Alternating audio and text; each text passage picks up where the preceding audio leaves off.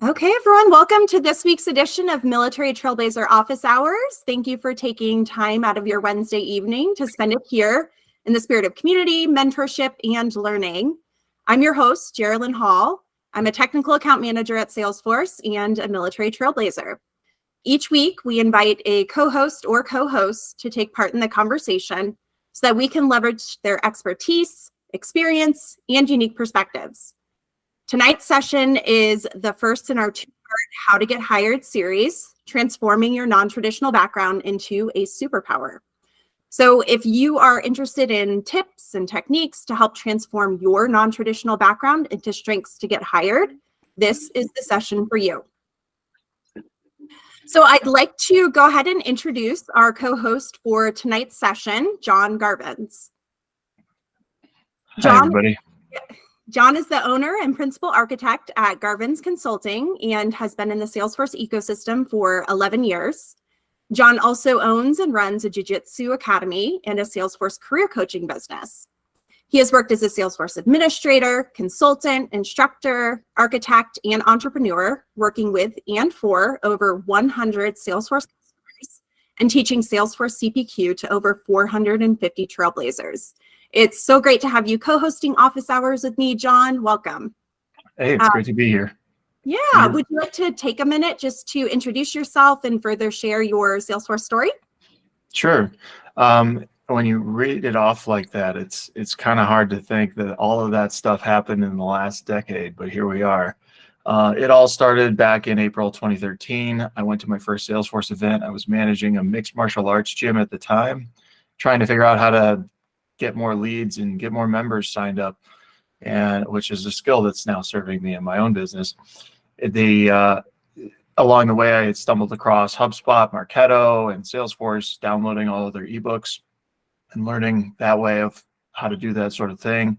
And eventually I thought, this Salesforce thing looks pretty cool. Let me go to this career fair here in Chicago. I went there, I met some people, saw some cool things, and before you know it, I decided I want to get in the ecosystem. It took a year and a half, but I eventually got into a Salesforce administrator role for a Salesforce customer, moved to another customer for another Salesforce administrator role, and got exposed to Salesforce CPQ, which I didn't know what it was at the time. Not many people did, but then because I knew how to spell CPQ, I was able to pick up a consulting gig for it, and I moved over to Simplist and joined the dark side, as I like to say. I spent a couple of years at Simplist, going from one of the first 50 employees to being one of over 450 in only 2 years. To say it was a rocket ship is an understatement. And then I left to go to another consulting firm, and then I finally got beamed up by the mothership, Salesforce itself. And I was there as a solution architect and an implementation architect for about a year and a half, and then took a different gig at a director role at another consultancy. That ended up being a ball of stress, to say it nicely. And so I decided, if I'm going to be this stressed out, I'm going to be this stressed out about my own business. So a little over a year ago, I quit and I went off on my own, and I've been doing that ever since. So now it's over a year, and I've been fully independent, relying only on my own businesses to pay my bills. So far, I've made it. Awesome. I know that we're going to have tons of great questions from our audience today, but before we get into the questions, I'm just going to go over a few things at the beginning. So for those of you that are joining for the first time, we'd like to briefly explain the purpose for these office hours. These sessions are an informal get-together for gathering with military trailblazers and allies to explore non-technical Salesforce career and branding-related topics to help you achieve your professional development and career-related goals. The next hour is intended to be an opportunity for collaborative mentorship. Everyone on this call is encouraged to step up and help answer questions from your perspective, which will help provide additional diversity of experience to the answers that are given. Please keep an eye on the chat window during tonight's session. I like to call my partner in crime, Dave Albright, will be posting lots of great information there, including learning, networking, and employment opportunities. And if you would like to ask a question at any point during tonight's session, please feel free to do so. If you don't feel as comfortable speaking up or raising your hand, you can always post your question in the chat. I will do my best and Dave will do his best to monitor the chat window, and we will also be looking for raised hands. Finally, tonight's session is being recorded. If you would like to share an attribution-free comment, please let us know before speaking, and I will make sure to edit it out of the final recording. A lot of information there, but we'll go ahead and we'll jump in because I know we have a lot of questions for John. I will start with a little question on the state of hiring in the ecosystem. So there have been a lot of comments around the stability and saturation of the ecosystem lately. What are you seeing, John, and what is your best guess on the future of hiring? Sure. Getting a job in the Salesforce ecosystem is certainly harder now than it was back when I started. When I started, if you knew what Salesforce was, that was probably enough to get you in the door at a lot of jobs. And that's with little exaggeration. And I'm only being half facetious when I talked about being able to spell CPQ, what qualified me for a job as a CPQ, senior CPQ consultant, no less, in my first consulting job. But, you know, title inflation, you knew how to spell the thing, you knew kind of what it was. Sometimes that's enough. Could I repeat the same trajectory that I've had if I was starting today? Probably not. I mean, that's just the truth. It's getting a lot harder to get started. But I think the future is still bright for a couple of reasons. Number one, unless Salesforce's total customer base starts to decline, which it doesn't appear to do so ever, we're good. Jobs will slowly add to the pile. More and more jobs will appear. As Salesforce's customers grow, they'll need more Salesforce talent.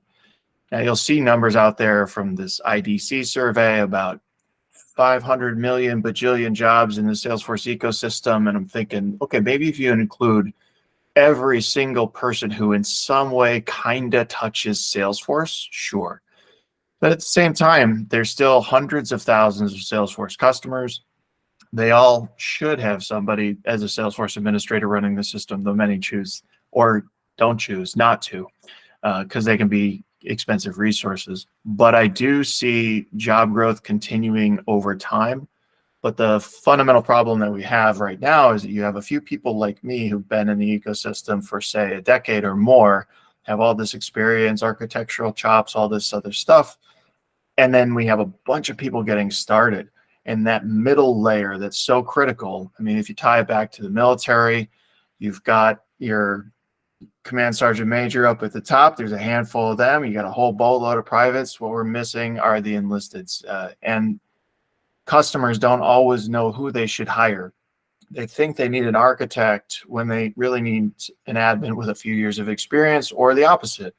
They think that they need somebody who's a seasoned admin, but maybe they need a more junior person. That's part of the challenge as well. And hiring for these technical roles as a non-technical hiring manager is a challenge in and of itself. So education of the hiring managers and recruiters is one piece. Making sure that we are doing our job to train and enable ourselves to get our skills up to where they need to be is another piece. And then the other is just being honest with ourselves about how fast job growth can truly happen and the pace that's going to go. But I still see a bright future for jobs in Salesforce. I'm not changing careers anytime soon, if that helps. Yeah, this is great to hear your perspective. And I think, you echo a lot of the concerns and thoughts that a lot of us have with where the growth is going. We don't see it going anywhere, we don't see that the jobs are going to go anywhere anytime soon. But as far as that explosive growth that, maybe I can speak for myself, I was able to kind of jump into the ecosystem during that time. We're just not necessarily seeing that quite as much anymore. So I think that's a great perspective for everyone. So to kind of piggyback on that, what are some of those initial challenges? You mentioned a little bit with that, not really seeing that explosive growth anymore, but what are some of those initial challenges that newcomers face in this field? And how can they navigate these challenges effectively? Sure. I think there's, with a career in general, whether it's Salesforce, the military, something completely outside of it, you have four basic components. In all jobs, you have to have some sort of technical or tactical skill. You got to be able to do something, right? And then we need some sort of soft skill to go with the hard skill. Soft skills are going to be, how do you relate with people? Are you easy to work with? That kind of stuff. Do you get work done on time? And then we have our reputation and our relationships. You could call it branding and you could call it networking if you want, but that's really what it boils down to. So we have these 4 buckets: hard skills, soft skills, reputation, and relationships that we need to work on if we want to put our Salesforce career on top of this table and not have it tilted awkwardly off to the side. The obvious challenge at the beginning is there's so much stuff to know. I got to build my hard skills. I got to learn Salesforce stuff. I got to learn about organization-wide defaults, and I have to learn what objects are, and I have to learn about automations and this, that, and the other thing. At the same time, every single day, it seems, there's more and more, oh, we have this new thing now and this new thing, and you're left going, okay, there's 5,000 things I need to learn here. What do I learn first, right? The quick answer to that is going to be the fundamentals never go away. Salesforce is data, security, and automation. That's what it is at its core. If you don't understand the data model, the security model, and how automation works on the platform, you're dead in the water. All the fancy AI stuff, I'll be the naysayer and say that AI comes later. You got to have the foundation, right? You're not going to start reading Shakespearean sonnets in first grade. You could try, but you need a base level understanding of the written word first. Soft skills, the good news is, especially for our veterans and mill spouses, is that leadership is in short supply. We need good leaders. We need people who have done projects, who have trained people. All of this stuff we've all done in the military, largely out of necessity sometimes, right?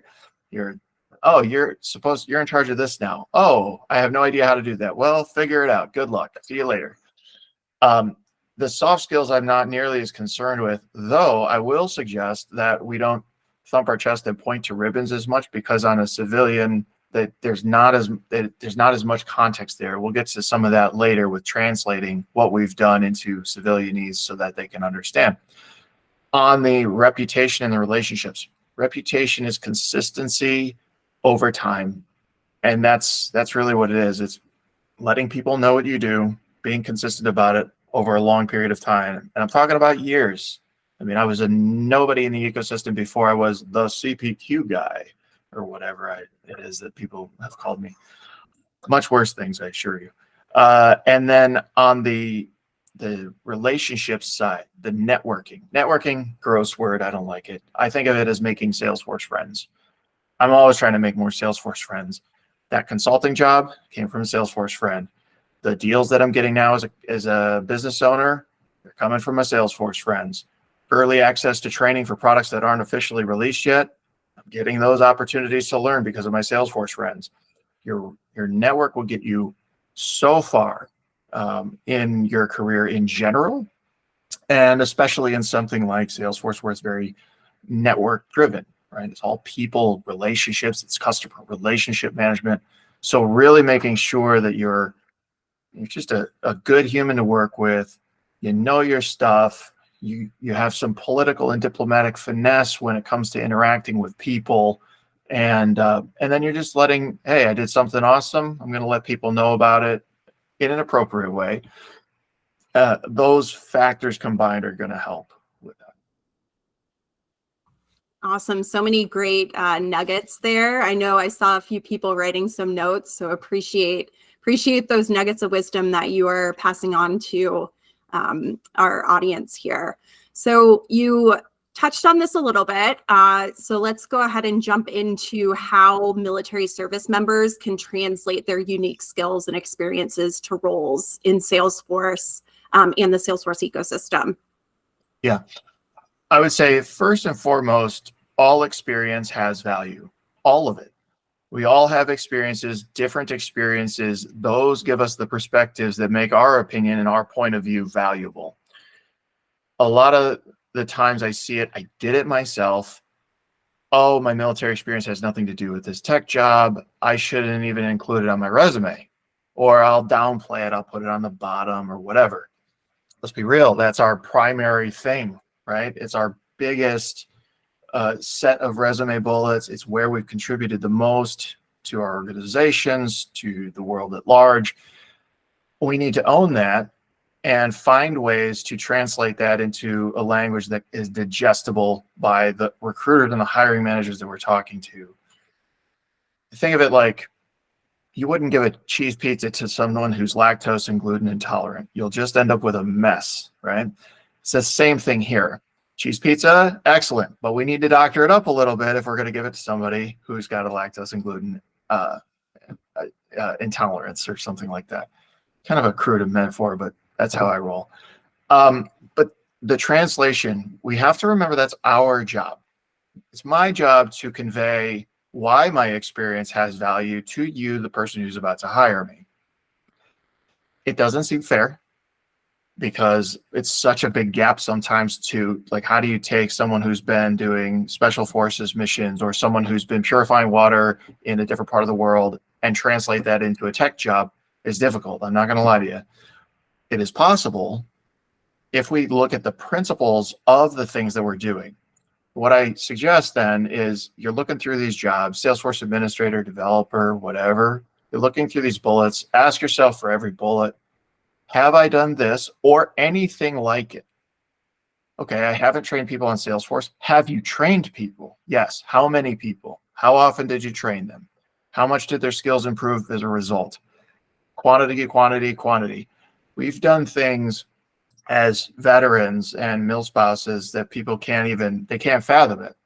We have to help them fathom it. And the way that we do that is empathizing with the person reading the resume and ensuring that they understand our perspective. This is what I've done.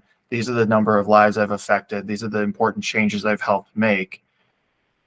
The Salesforce stuff, you can learn that. That's fine.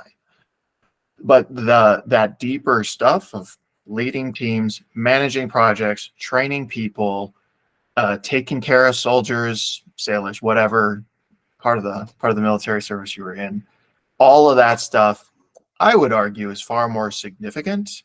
And if you can find a way to translate that and make that digestible for the reader, will stand out far more than, hey, I can change some page layouts. Cool. Yeah, I think that's the big piece there. And even getting their foot in the door to get into that interview, to be able to really translate those skills. I always think of it as your job is really to be that translator. I find joy in being able to be in an interview, and then at the end, two things that maybe the interviewee thought, oh my gosh, these are no way related, but at the end, to get them saying, oh, okay, I see the connection there. I think that's a piece, like you mentioned, is really crucial to our military members and our military spouses to be able to successfully translate those skills. So, Iris, you have a question. If I can find the mute button, I apologize. Thank you so much for setting this session up. It's absolutely awesome. And John, I'm loving the beard. I'm loving the UFC vibes I'm getting with the jiu-jitsu. Sounds awesome. And the wisdom you're dropping is just sound as a pound. My question is, like, you brought up a very vital point that things are a little bit, tricky in the market. Mm-hmm. Do you have any advice of, like, just what people can do to maybe stand out a little bit when everyone seems to be doing the same things? Everyone's like getting those certs. Or do you have any kind of like advice on how to stand out? Aside from growing a big beard, which helps. I mean, I see Patrick over there. Yeah, I see that. I see you right there. Beard brothers going on. I hope mine's a salt and peppered like that one day. So you could, of course, have a visual thing, right? A beard. There's the Salesforce wizard. They wear a hat. There's all sorts of gimmicky things. This is a gimmick, like to get noticed. But I think if we go deeper than that, what makes you you? What makes you weird? How can you emphasize that thing? And it's an introspective exercise. When you're a recruiter or you're a hiring manager looking through a sea of resumes, they all start to look the same. Especially now when some sort of GPT AI is writing everybody's resumes for them. Now they're going to be even more generic because they're not going to have that specific experience spelled out in the resume. They're not going to have your percentages and your dollar amount saved or your hours saved on there. It's going to be generic. Finding a wrinkle. What is your, you go to a fancy restaurant or something and they got that little garnish. What is your garnish, or what's your twist of lime? How can you then get that across in your whole application, not just your resume? The resume is one piece. We can't overlook the cover letter. Is anyone going to look at it? Probably not, but you should write it anyway, because the fact that you wrote it puts you in less than 10% of people. You're already in the 90th percentile just by writing that. And if you're able to start distinguishing yourself and showing not only that you came from this background, but you've done that hard work of translating this into something that I understand, who's never done anything with the military, that's where numbers start to come in. The more we can quantify things, even if your only experience right now is you've done, I don't know, 80 units on Trailhead, put it on at 80. Not just did these things and this is what I learned, but how many of these did you do over what period of time? Same thing with the projects you've done in the military side, personal projects. If you got some unique wrinkle, like a jiu-jitsu gym or you're writing a book or whatever, find a way to sneak that in there. Now, the whole resume or your whole application should not just be about that wrinkle, but I remember distinctly in my first corporate job, part of the reason my resume was literally rescued out of the digital trash can, it was in the recruiter's trash can on her desktop, and the hiring manager is going, "Why haven't you sent me any candidates?" "Oh, they're no good." And she saw mine, and the reason she wanted to talk to me wasn't because I had experience. My experience was like, it really wasn't there, but it was weird. She said, "I've never seen a resume that looks like this." It was interesting. Be interesting, and then people will be interested. I don't know if that helps. Hopefully it does. That's really, no, that was cool. Thank you so much. Yeah. So it looks like Patrick had a question, maybe a statement about cover letters. Would you say cover letters are important, and does that give you the opportunity to really explain or put that story forward for employers?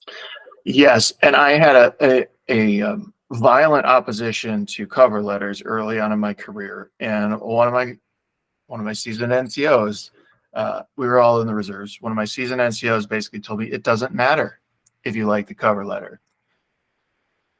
What it does is that's your opportunity to, one, complete all aspects of the application that I can complete, provide a more thorough look at who is this person. That's what the cover letter is about. It's like, what have you done? That's the resume piece. Who are you is the cover letter. That's ultimately who's getting hired. I'm not hiring a resume. I'm hiring a human.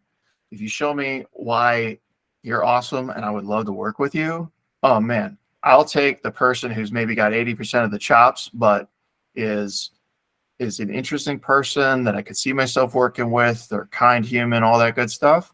I'll take them over the person who knows everything but's a jerk. And the cover letter is your opportunity, your one and only opportunity, given just this crude text-based form of communication that we're doing with this.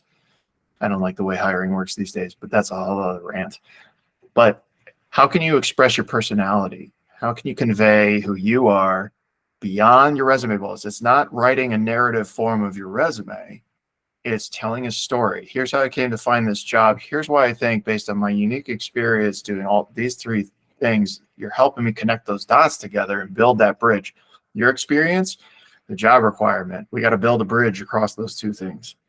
And then once we can, hiring manager can walk across, grab us, and take us into the castle. And then we all raise the flag at the end. And some early 90s Nintendo music plays. It'll be great. Love that. Love that. I did not get a job once. And it was, I did that lots of times. Like probably not alone here. Hi, my name is Sherilyn, and I was rejected from a job once. But it was funny because I am an Army veteran and a military spouse, right? I will not talk about the fact previously that I was a military spouse. It was like, big no, don't say it, because who would hire you? Mm-hmm. And the employer said, it just looked like you jumped around a lot. And I was like, well, I'm a military spouse. And they said, well, why didn't you put that in your cover letter? Right. And so that's really funny. It was a story that stuck with me, and I will forever do cover letters now, as painful as I think they are at times. But for sure, it's your opportunity to be able to explain some of those unknowns or some of those things that maybe will raise an eyebrow, that you can kind of explain that and tell your story. And Dave, that sorry, point go right ahead. there, just specifically the idea of story. Humans have been telling stories longer than we've been writing. And after Geraldine just told her story, we're all going to remember that very easily. Now, if she rattled off a list of all her resume bullets and then had us recall them, would we recall them well? No. But I bet most of us with about 80+% accuracy could go to somebody right now and tell them her story in a very close to accurate, within 10-20% accuracy. That's the power of story, and that's what my cover letter for. It's not a cover letter, it's your origin story. You're a superhero. This is my origin story, and you're going to want to hire me after this. Oh, by the way, check out my resume. I've done some cool stuff too. Love that. Love that. All the love for cover letters today. Dave Albright, you have your hand raised. I'm just going to pile on this concept, right? Because I think I know when I was trying to get into the airlines, it was super competitive, right? You used to pay all these consultants to kind of help you write your form letters and your resumes and all this stuff, right? And you're told if you have more than one page, they're just going to throw it out. And it finally hit me that it doesn't matter. You have no idea what that recruiter, that hiring manager likes or does not like. The only thing you can do is make it for you what you feel good about, right? Is this the picture of me that I want to project?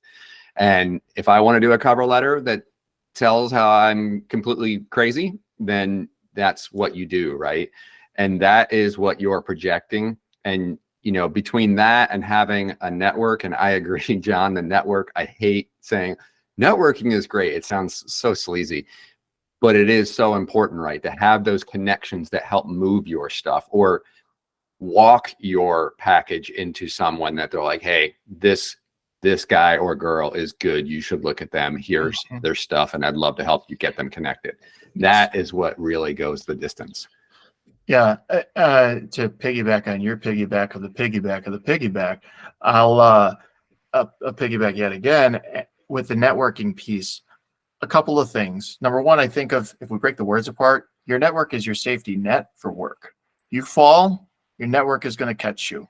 The more relationships, each relationship is a rope in your network. The more ropes you got, the less risk there is of you plummeting to your doom. Okay. If I lost my job today, let's say that my jerk boss at Garvens Consulting fired me, and I had to find a job this week, or maybe I just couldn't run the business anymore. It didn't work out like I thought I was going to do. I could send 10 text messages to friends, to my Salesforce friends, and have at least a half dozen interviews set up within a week or two, at least. And I'll probably have a job offer in hand within 2 weeks. And that's because for years, the reputation, the branding, do consistently good work over a long period of time, and then just being easy to work with goes a really long way. And because I've made Salesforce friends, think about it. Okay, you make one Salesforce friend a month for 2 years. That's 24 Salesforce friends. That's 24 people who will help you find a job. And that's just one a month. And yeah, the beard does, to the hiring with the beard, I connected with a former hiring manager in New York once, and he said, a beard like that says, I'm so good at what I do, it doesn't matter what I look like. And I would say that that's true, especially with as much as I swear in my own YouTube channel. That is great. Yeah, I'm the unprofessional consultant you actually trust. The grizzled old NCO is what I'm going for. I love it. Carrie, you have a question or a comment? Yes, I do. Grizzled NCO, I love it. So this is more so for service members that are transitioning out. My husband recently retired from military, and a lot of his friends within his own circle, they start one career and then, oh my goodness, okay, I'm saying this and hi, Isaac. Okay, so Isaac just joined, and I'm kind of asking this on behalf of you. When they transition out and maybe whatever they started wasn't quite the thing, Yeah. How do they navigate and kind of figure out like what's next? Isaac, this is John. John, this is Isaac. There you Hey, go. Isaac. Nice to meet you. Pleasure, everybody. I think of careers, it is a difficult but simple process of breaking apart your day-to-day life, the experientiality or the phenomenology, as my therapist likes to he loves that word, so we use that. So the phenomenology, what is your everyday experience at work? The job didn't work out. Okay, fine. You want to do something different? 2 columns. What did you love about that job? What did you hate about that job? And then the process is, how do I find an opportunity that does more of that column and less of this column with each one? It sounds overly simplified, and it is a simple process, but it is difficult because maybe you're having trouble figuring out, well, I really didn't like anything about that job, or I loved the job, except they didn't like me, or whatever. Or maybe you thought the job was really great, but for whatever reason, maybe it just didn't pay enough or something like this, and you got a family you got to feed. There's all sorts of reasons jobs don't work out. In the last, since I got into consulting, there were 2 companies that I worked for less than a year. Wasn't the right fit in both cases.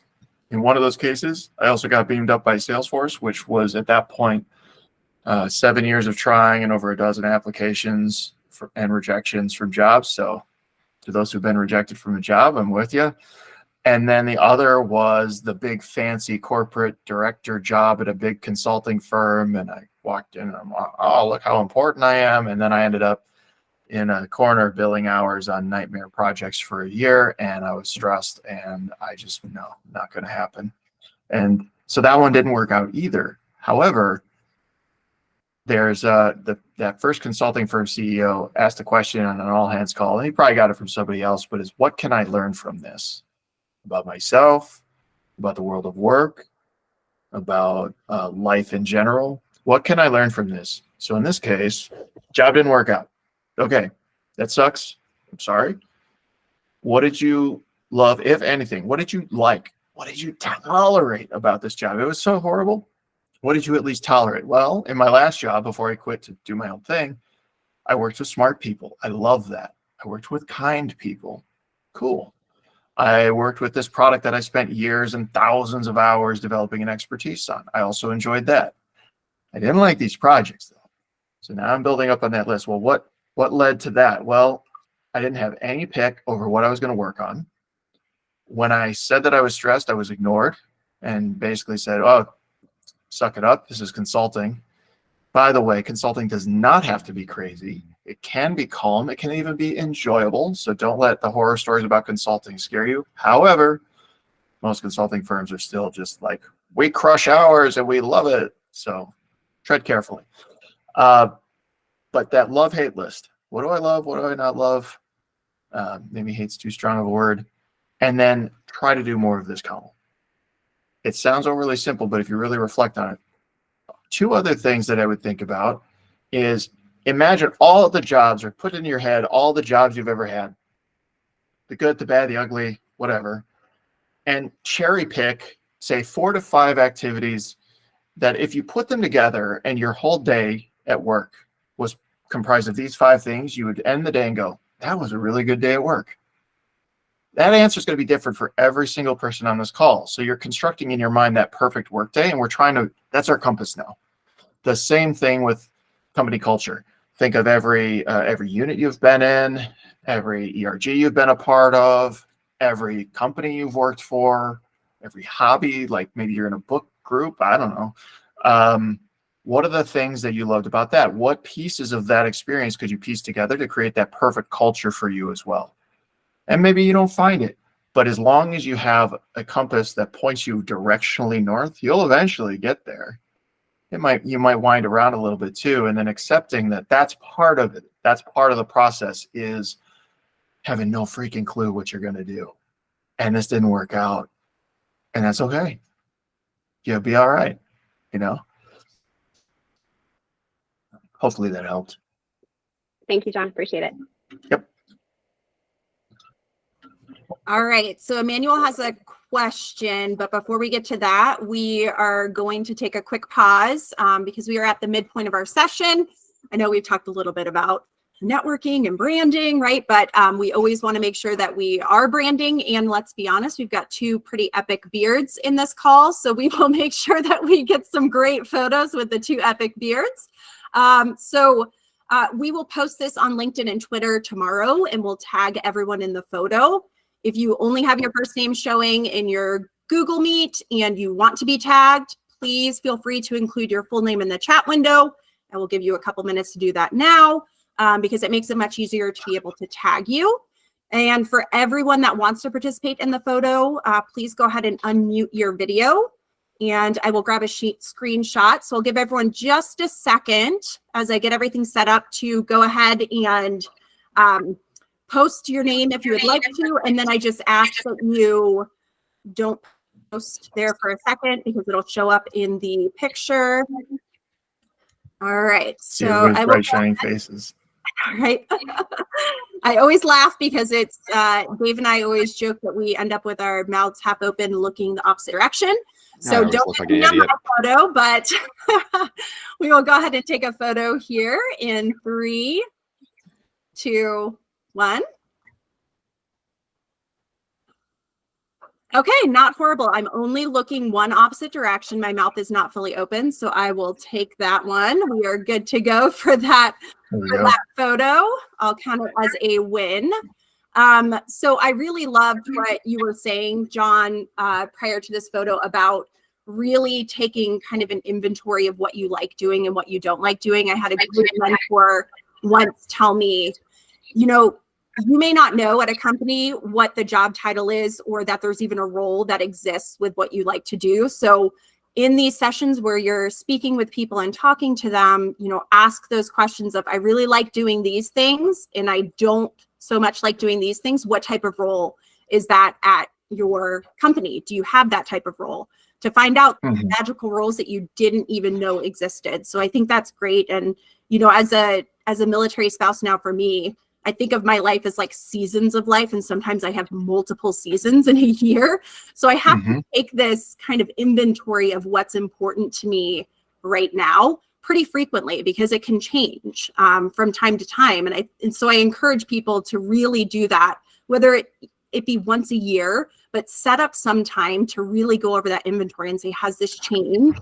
Are there things that I think I would enjoy doing that I do enjoy doing now, so that you can keep kind of that inventory of what's important to you, an evergreen list, if you will. So we talked a little bit about branding. I don't know if that is a bad word or not, but what are some key elements of a strong personal brand for someone in the Salesforce consulting industry? I know you talked about, showing up consistently and doing good work. What other kind of advice do you have for our audience? Yeah, I don't think branding is a bad word. I love branding. I think branding is great because branding is all about conveying. It's a couple of different things. It's what it really is at the end of the day is what other people say about you. You can't really control your brand in a sense because it's what other people say about you.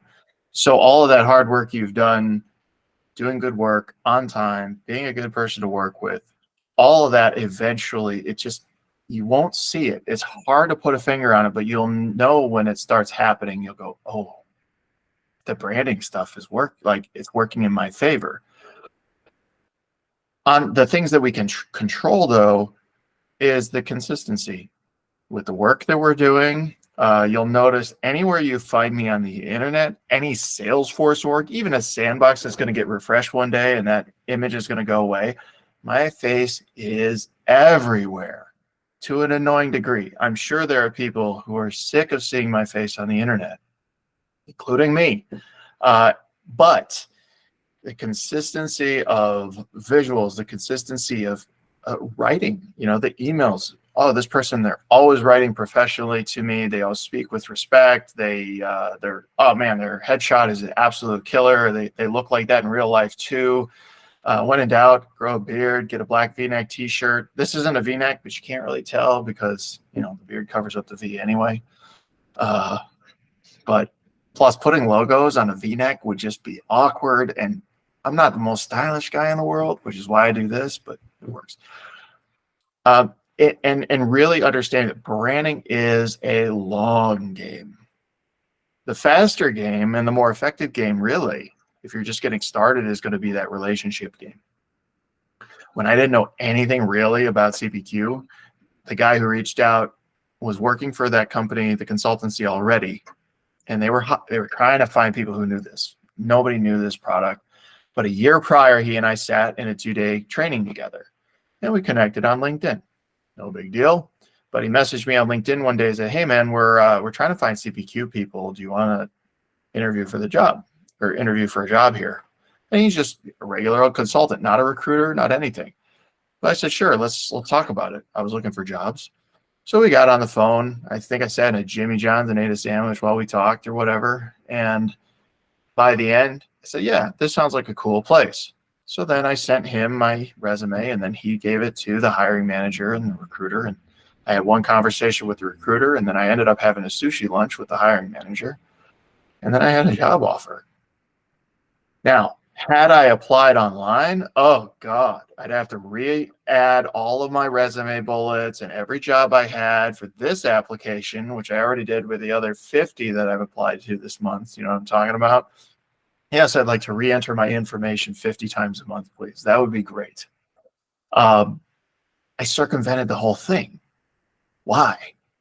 Because we only think of nepotism when it comes to politics, but nepotism makes the world go round, and networking is essentially nepotism. I'm trying to work with my Salesforce friends. I mean, when I quit my last job, that's what I said to some people is, I just want to work with my friends. Well, that's networking. I know who's good, who's kind, who turns things in on time. I want to work with those people. There we go. So we can circumvent the entire process. You know, you could take that direct assault on the target, or you can flank and go around the outside where it's completely unprotected. Which one's going to be easier? It might be a little bit more of a go around if you go and flank the target, but you avoid that frontal assault, which everyone else is doing. The other thing to keep in mind too is that with networking, but applying for jobs in general, I was researching some of this morning for something I was writing, is how many companies in the United States are small companies. Okay, this will tie together in a minute, but 78% of United States companies have less than 10 employees. 78%. Nearly 99% of companies in the United States have less than 100 employees. 99.9 have less than 1,000. 0.01 have 10,000 or more. But which ones do we apply to? We're all applying to the Magnificent Seven now, since FANG is no longer a thing because Netflix dropped off. So we're all applying for the same 0.01% of jobs at these companies. Meanwhile, these 10 to 100 people companies, they're just like, I would love to find some talent. I remember working at a firm that had about 20 employees. We put out jobs. Maybe I got 10 applicants. Our career portal was careers at email inbox. You didn't have the applicant tracking system that scans for the right number of keywords and picks everybody out who's a perfectly qualified candidate. So sometimes the smaller companies are a better place to work. We've all worked for Big Army in some way, or Big Navy, whatever it happens to be. When you're a number, you feel it. And when you work for a smaller company, I think you also feel it.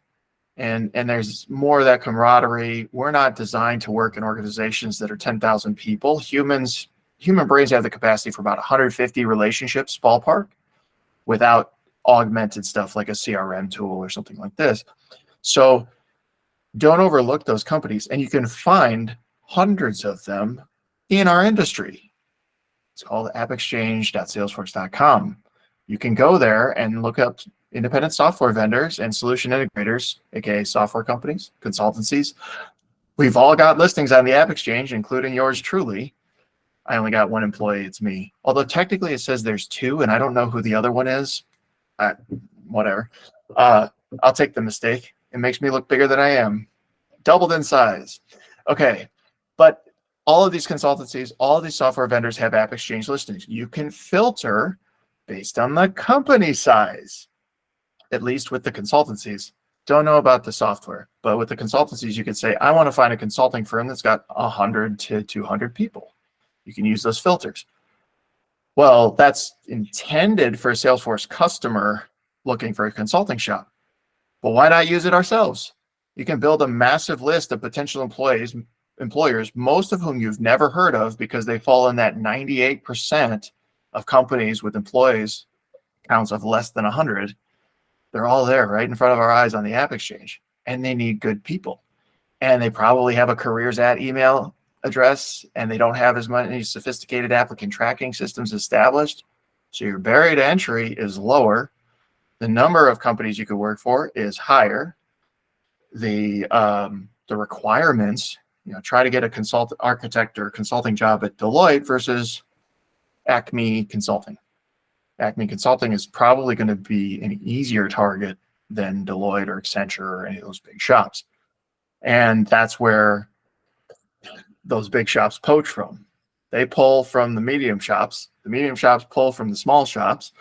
The small shops pull from independent contractors and administrators. That's how I got in. But that's another avenue to think about. Awesome. So I don't want to forget Emmanuel's question. I did kind of cut the line. Sorry, Emmanuel, before this. But Emmanuel had a question earlier that said that I'm working on this UX Trailhead to prepare for my cert. Towards the end of my modules, I realized there's a software that I'm proficient with that's mentioned in the modules. Would it be a good idea to grab a cert for said software as well? So said it's called Figma, and I have extensive experience using it and others like it. So those tangential softwares that maybe you could get certifications in, would you recommend kind of expanding outside just the Salesforce certifications to get those type of certifications as well? Sure. I'll give you the consultant answer. It depends. That's the only answer that's always right. So it depends largely on your bandwidth. Where are you with bandwidth?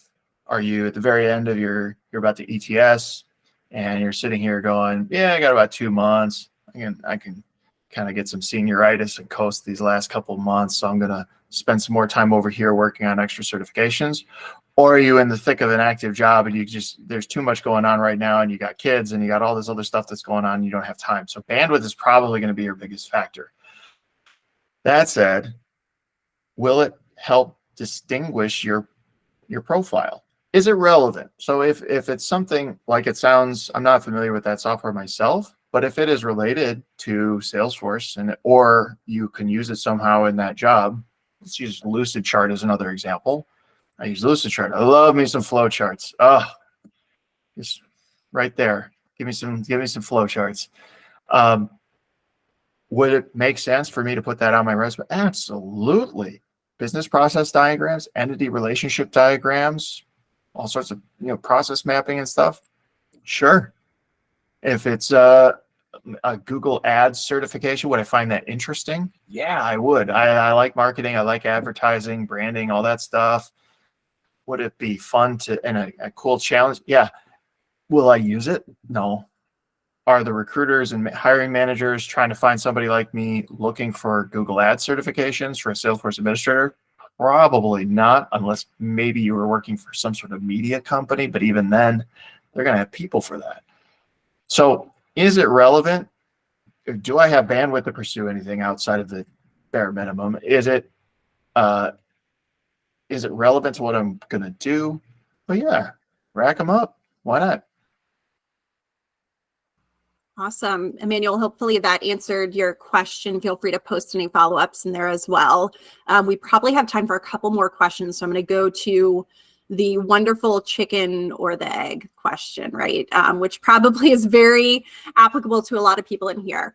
So what advice do you have for those individuals that are struggling to gain experience in Salesforce without having a job in the field, right? So how do you get experience without a job? How do you get a job without experience? So what would you say for that, John? Yeah, it's that nice circular. I mean, I could draw it out on my whiteboard. You got to have a job to get experience. You got to have experience to get a job. You got to and it's around and around we go.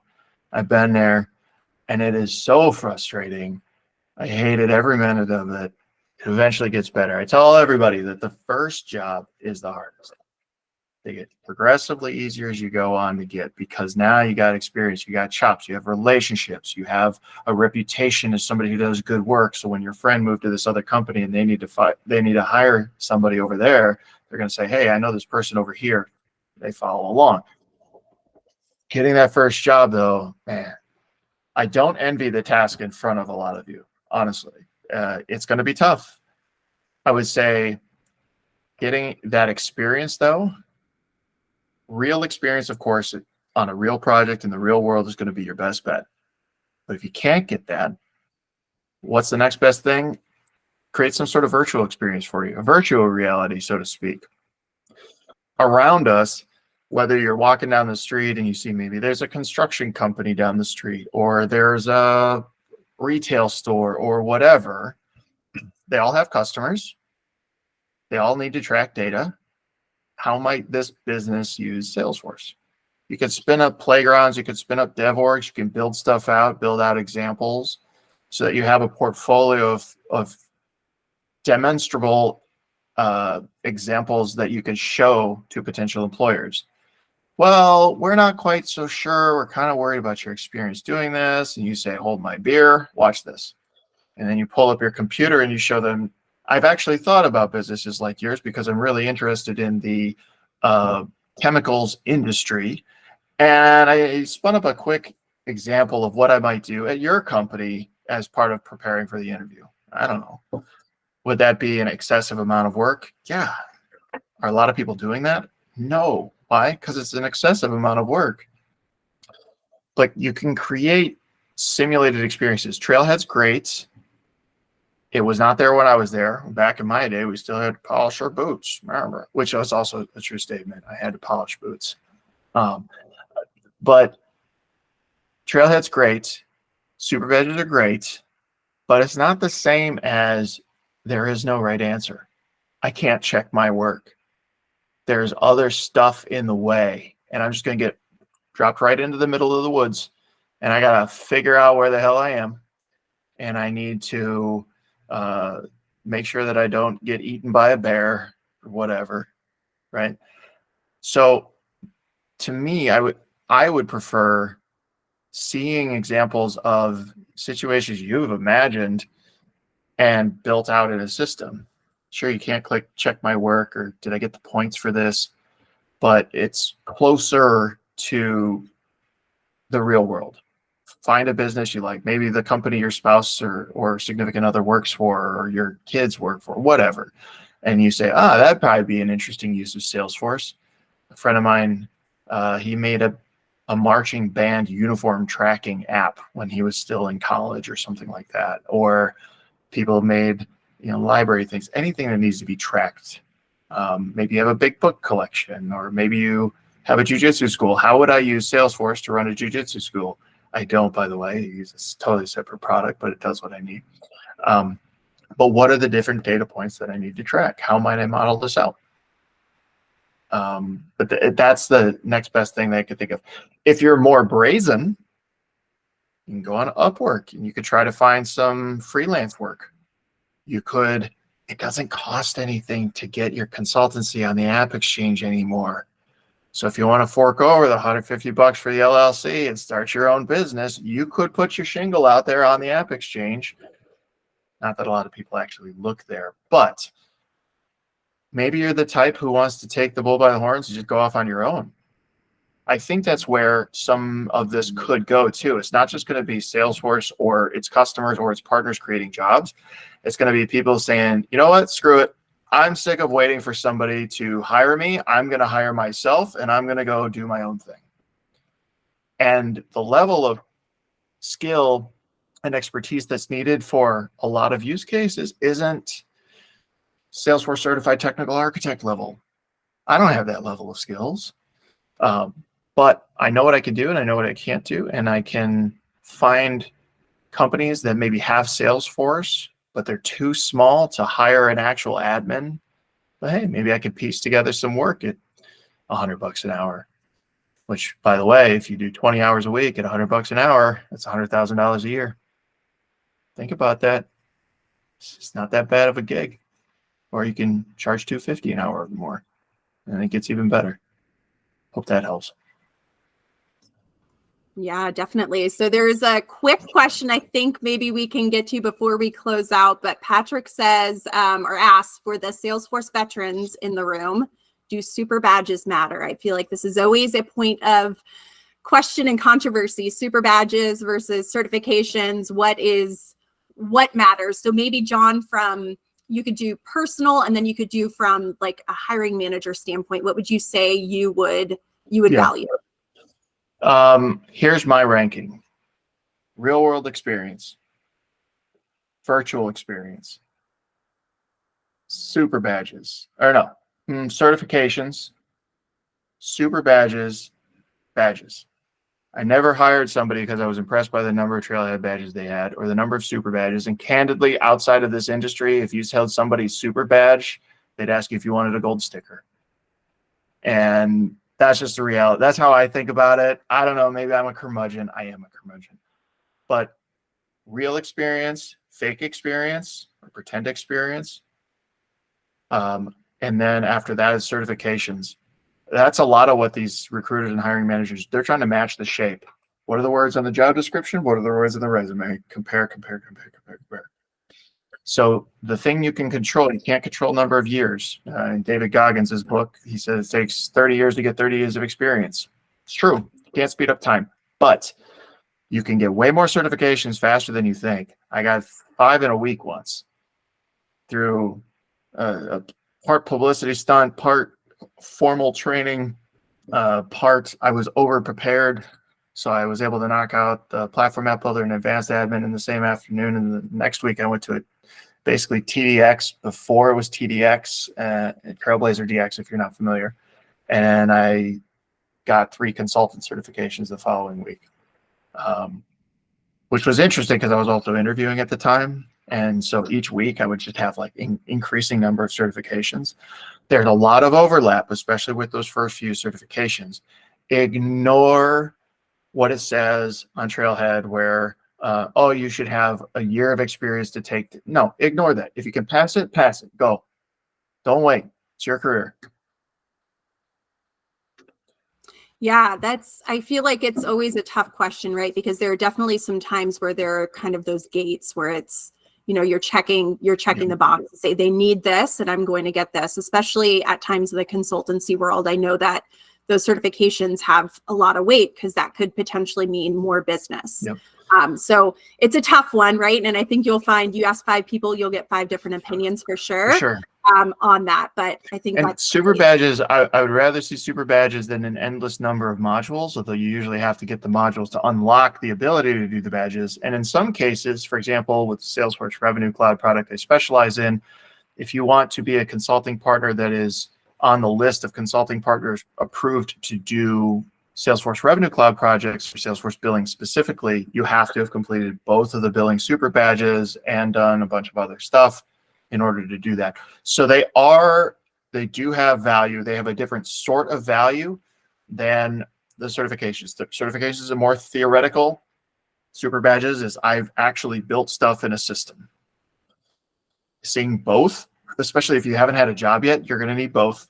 And then the way you explain that to somebody who has no idea what a super badge is you say the super badge is indicative that I have built things in the system that do this thing you're hiring me to do. And then the certifications are I have that theoretical knowledge and frameworks to do what you want me to do.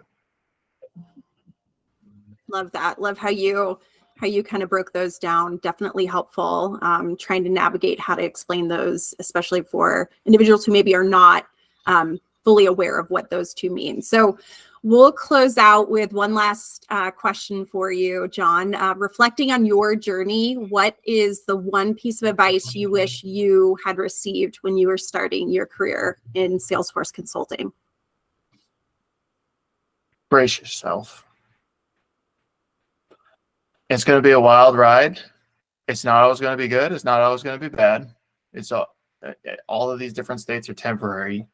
brace yourself, especially if you get into consulting. I tell people that the first year of consulting is painful for everyone. So if you get into consulting and you say, this sucks, this is hard, oh, why is this so stressful? Welcome to the club. We got a secret handshake we'll show you later. That's part of the gig. If you get into one of these consulting firms, that first year is going to be grueling. You're going to do a mountain of work. It's going to be really, really hard, but you know what? You're going to learn a lot. You're going to come out the other side with a lot more knowledge than you'd have if you'd have done the same stuff on, say, Trailhead, but didn't have the pressure and the stress and that crucible of the real world with real timelines and real businesses, spend real dollars to get this stuff done. Absolutely. I love that because, you know, there are times where you just don't know what it feels like to have all the time in the world to learn and to kind of struggle through things. And once you kind of have that deadline, you don't have that ability anymore. So that pressure definitely is something that is real out there, and it'll be the most painful thing, but also the most glorious thing when you finally get through that struggle of, I just can't figure this out, once you figured it out. But yeah. And when I got into consulting, one of my mentors and friends gave me the advice, say no a lot. That advice gets truer the longer I'm in consulting. Say no a lot. Make the client justify why they need to do something. And just because the client tells you to do something doesn't mean you should do it. There have been times when I've told them, no, you're going to build this because I'm not going to have my name on the metadata. You can go ahead and do that nonsense. Absolutely. So before we close out, I'd like to say thank you, John, for co-hosting tonight's session. It has been so awesome having you here and getting your perspective on the topics we discussed. Yeah, it's great to be here. Happy to do it again sometime. Thank you so much. So with that, thank you everyone for attending, and we hope to see you at our next session, and have a great rest of your Wednesday night.